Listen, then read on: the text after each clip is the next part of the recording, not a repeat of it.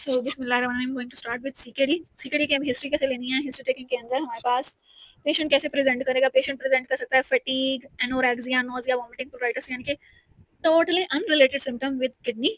या फिर किडनी से रिलेटेड जो सिम्टम है oedema, reduce urine output, nocturia, haematuria, foamy urine, इस तरह से।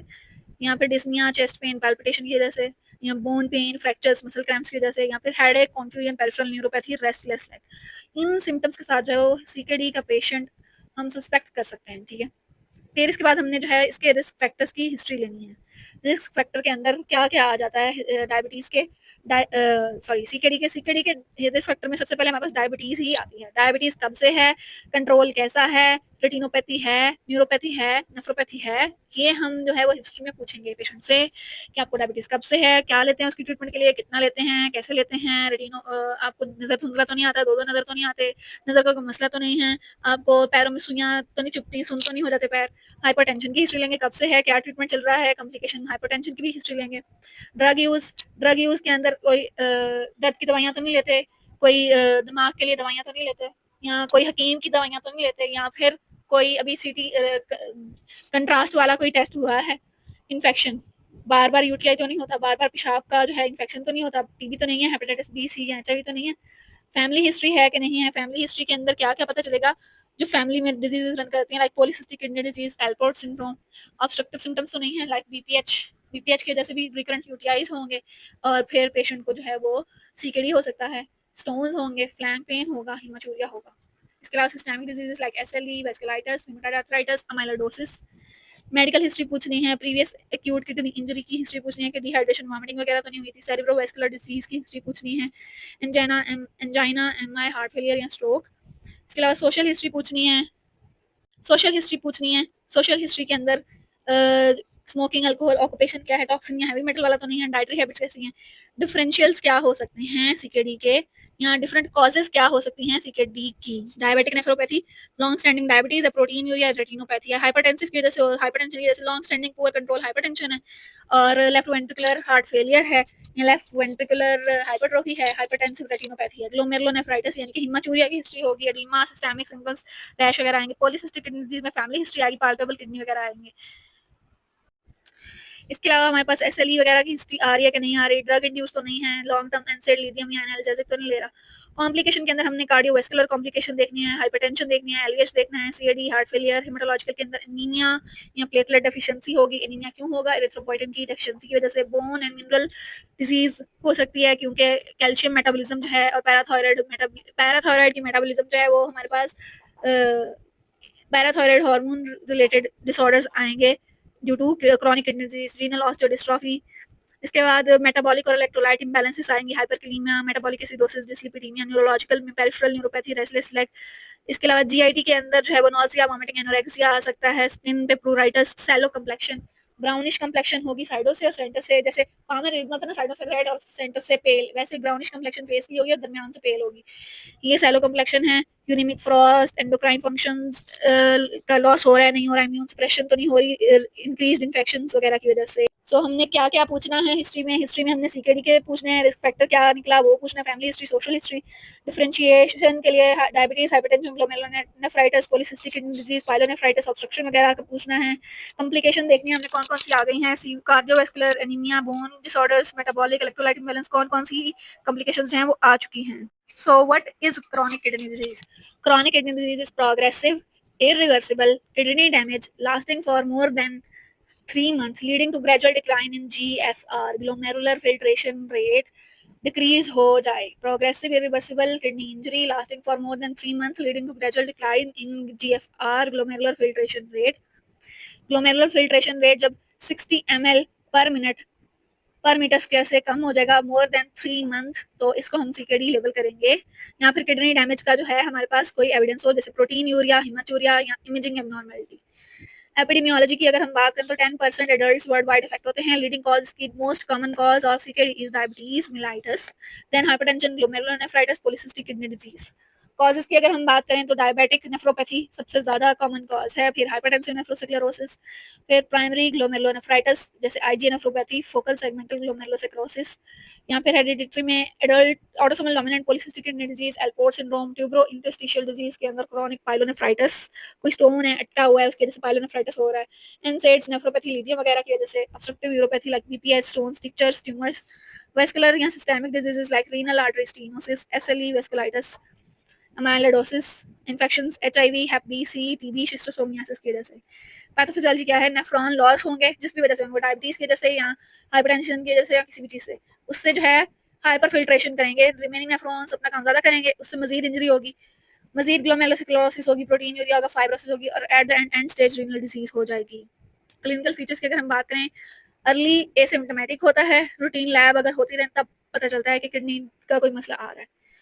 इसके अलावा नोक्टूरिया हो सकता है, माइल्ड हाइपरटेंशन, एंक्लोडीमा। जर्नल के अंदर क्या है, वही fatigue, anorexia, nausea, vomiting, weight loss वगैरह, इन चीज़ों से या पैलर से, इन चीज़ों से हम सीकेडी की तरफ जा सकते हैं। यूरिनरी सिम्टम्स के अंदर पोलीयूरिया, नोक्टूरिया आएगा, फोमी यूरिन और हिमाचूरिया। फ्लूइड और इलेक्ट्रोलाइट्स इम्बैलेंस की वजह से oedema, hypertension, dyspnoea, pulmonary oedema हो सकता है।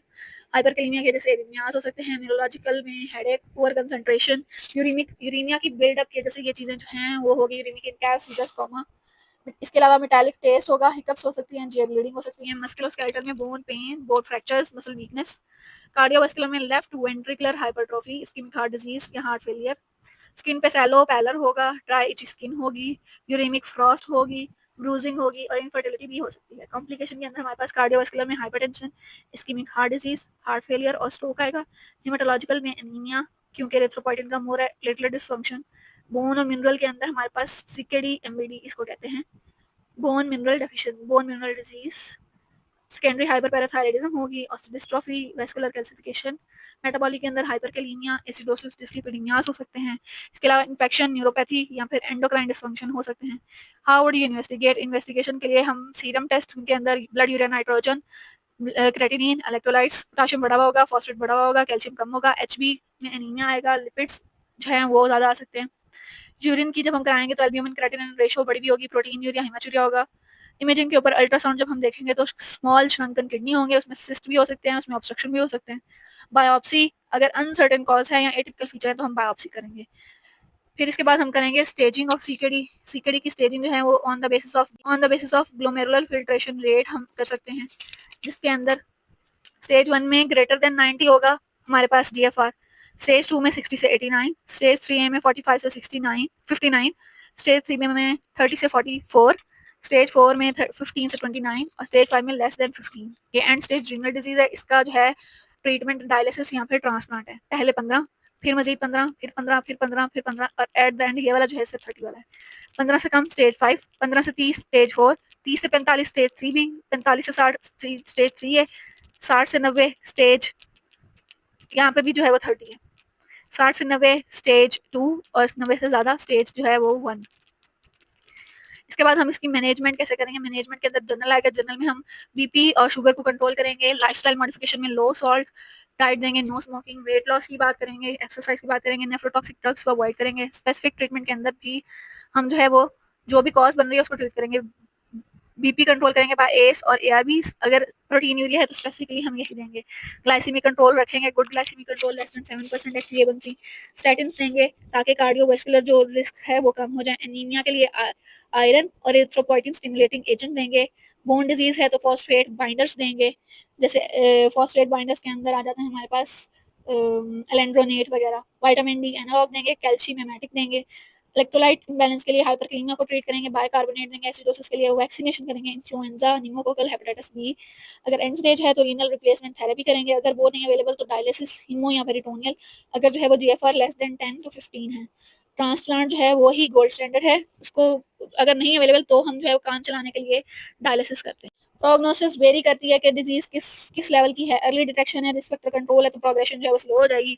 लेट डिजीज पता चली है और प्रोग्रेशन ज़्यादा है, कोमॉब्स हैं तो फिर जो है प्रोग्नोसिस वर्स हो जाएगी। So have a look on what is CKD. CKD is progressive irreversible decline in renal function for greater than 3 months. It is caused by diabetes, hypertension, glomerulonephritis, polycystic kidney disease, reflux nephropathy, obstruction, systemic diseases and drugs.